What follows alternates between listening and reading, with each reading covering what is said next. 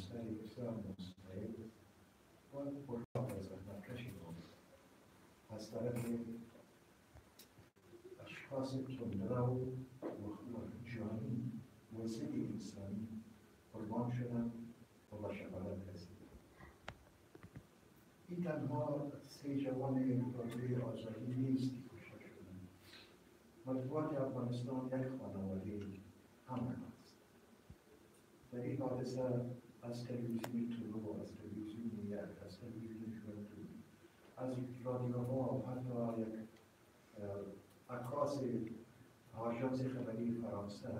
و این تعداد ادعی کشته شدند که این غم و ماتم همین خانواده مطبوعات افغانستان است که ما امروز با سوگواری از او تبریک جمع شدیم. ما امیدوار هستیم که این آخرین حادثه باشه که ما به تجربه کردیم. این جوانان گناهی از اینا خدمت به صلح، خدمت به آزادی بیان، خدمت به دموکراسی و خدمت به آرامش مردم افغانستان. همین از اینا در این راه هر روز زحمت می‌کشیدند، با مشکلات زیاد خودند و محل حوادث می‌رسانند تا مردم افغانستان از تازه‌ترین وجودیات‌ها با خبر بسازند. اینا هیچ گناهی نداشتند. اینا نه کسی زمین کسی را غصب کرده بودند، نه اینا انسان کشته بودند، نه اینها کدام منفعت خاص دیگری داشتند. اینها صرف برای رفاه و آرامش افغانستان و برای تامین آزادی بیان، حقوق بشر، دموکراسی و غیره خدمت می‌کردند. ما باز از شما تشکر می‌کنیم که در این روز پر از غم برای همه خانواده مطبوعات از جمله برای رادیو آزادی که همیشه کوشش کرده که مردم افغانستان از تازه‌ترین رویدادهای مملکت، منطقه و جهان با خبر بسازد و خودش هم یک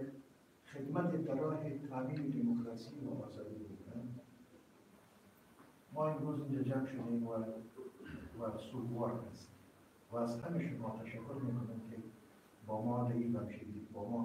میکنیم و در این غم ما با ما یکجا هستیم. بسیار تشکر. شما فقط به یاد از این همکارای هفته خود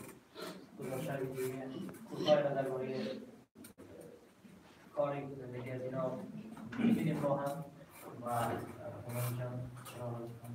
فردا را باید بکنیم.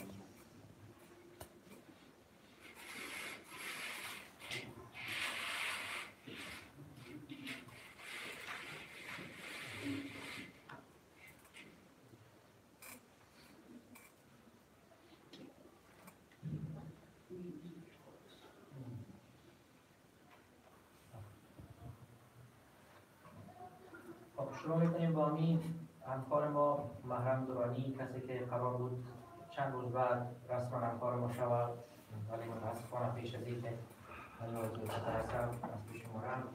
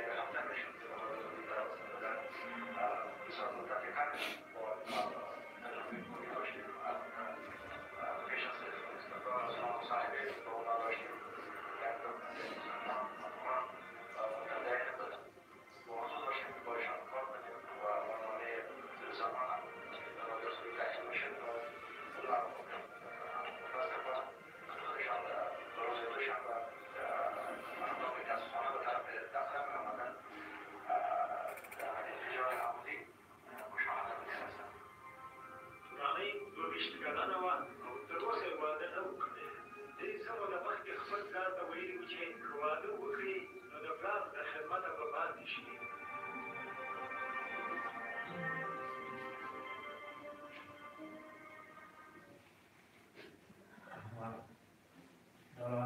همکار دیگه ما که عبادالله امانزایی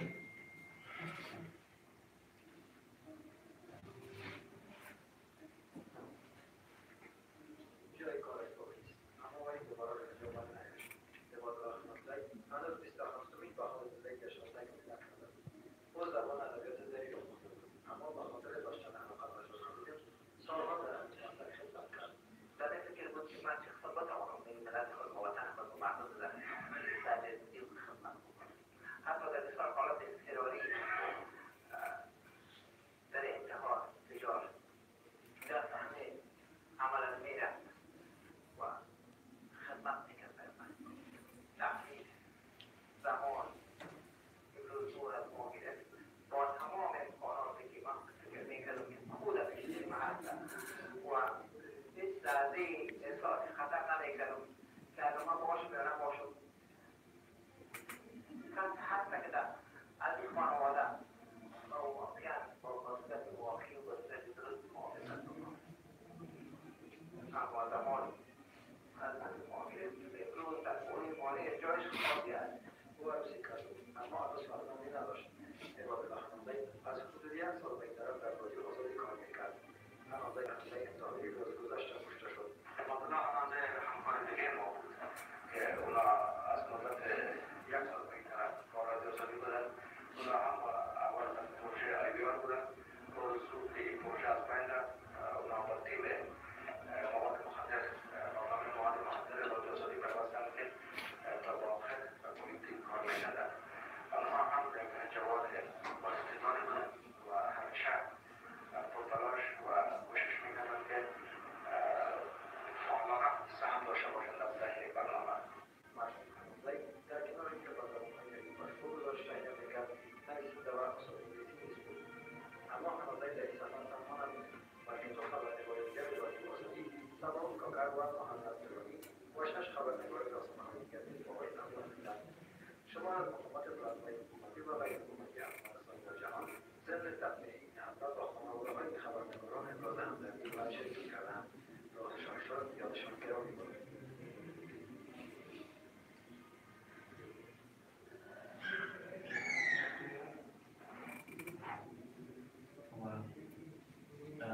همکار دیگه ما سمون کافر که در بخش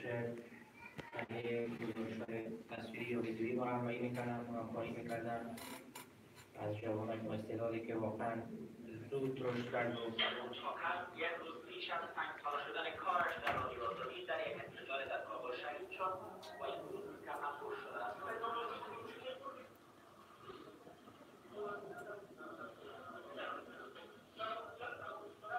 کاکر از اوایل خبرنگارانی بود که پس از حمله انتحاری در منطقه 6 طرف کابل برای کوشش خبری بر ساحت رسید اما در انفجار روزی زخمی شد که ساعت بعد در شفاخانه شهید شد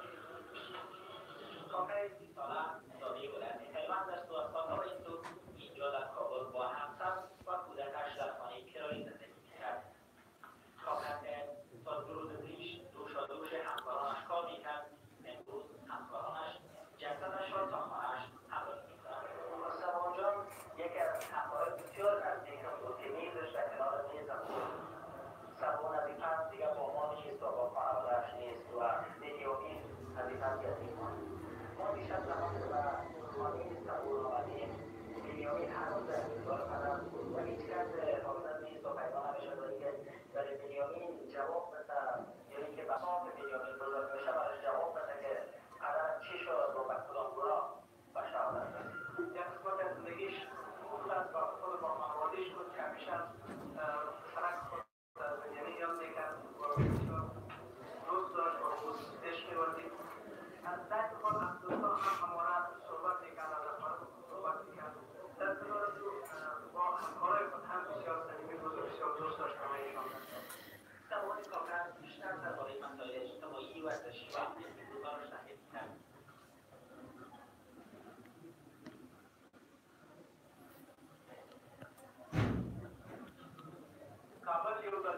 او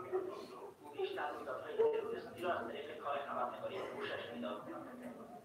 اگر دیر کارکردهای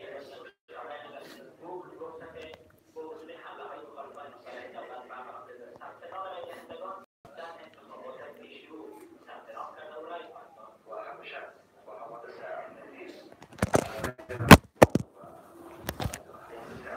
شهر کابل رفتگاه درسو اصلا میدیدیم وقتی که اصلا تهیه را روینامه آمد سلام چرا؟ آنها سایب زیاد مردم کشته شده زیاد جوانان کشته دیدیم زنان را دیدیم همیشه زیاد متاثر بود اما به خبر از اینکه روز خودش شکار همیشه یک حمله میشه ما را تا آفرین زود میباشیم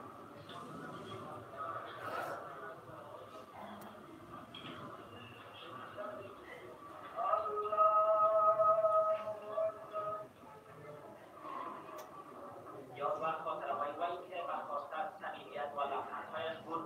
برای همیشه در دل افزایش‌خوان بودن و همکارانش باقی موندند. غیر تقریبا دیدید کدومه که اتوان کنون لیت ونودی در مقامات خدمتگاه عشق بسر نکرده بود در مقامات مادر عشق بسر نکرده بود اما در مقامات خسر عشق بسر نکرده بود در مقامات خوشی عشق بسر نکرده بود اما ایمه شما متحصف ساخته شهادت دید چون رضای خدا ما از رضای خدا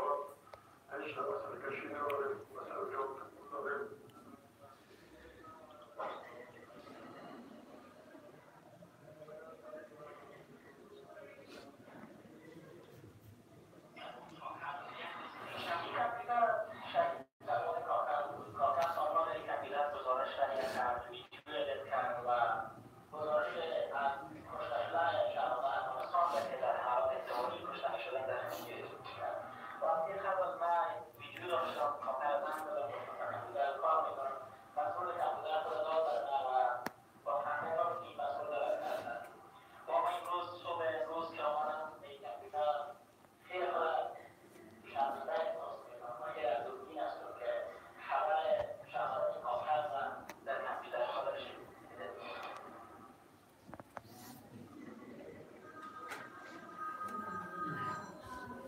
دستگاه بزرگ و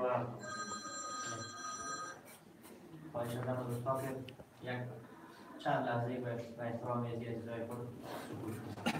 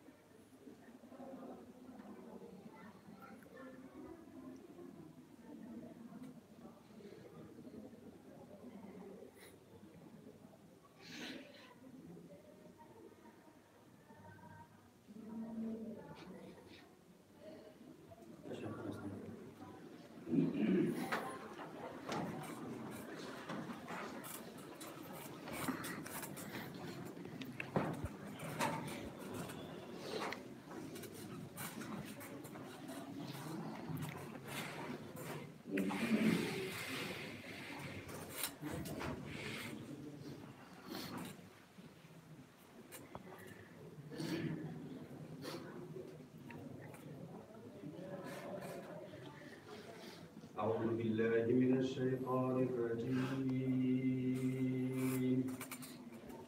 بسم الله الرحمن الرحيم والعصر إن الإنسان لفي خسر إلا الذين آمنوا وعملوا الصالحات وتواصوا بالحق وتواصوا بالصبر. بسم الله الرحمن الرحيم قل يا أيها الكافرون لا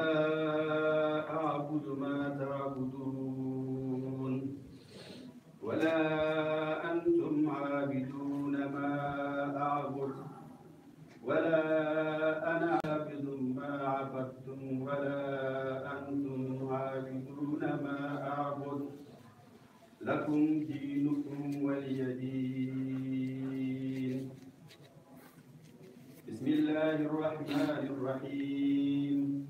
قل أعوذ برب الفلق من شر ما خلق ومن شر غاسق إذا وقب ومن شر النفاثات في العقد ومن شر حاسد إذا حسد قل هو الله أحد الله الصمد لم يلد ولم يولد ولم يكن له كفوا أحد قل أعوذ برب الناس ملك الناس إله الناس من شر الوسواس الخناس الذي يوسوس في صدور الناس من الجنة والناس صدق الله العظيم. اللهم اغفر لحينا وميتنا وشاهدنا وغائبنا، اللهم من أحييته منا فأحيه على الإسلام ومن توفيته منا فتوفه على الإيمان. وصلى الله تعالى على خير خلقه محمد وعلى آله وأصحابه أجمعين برحمتك يا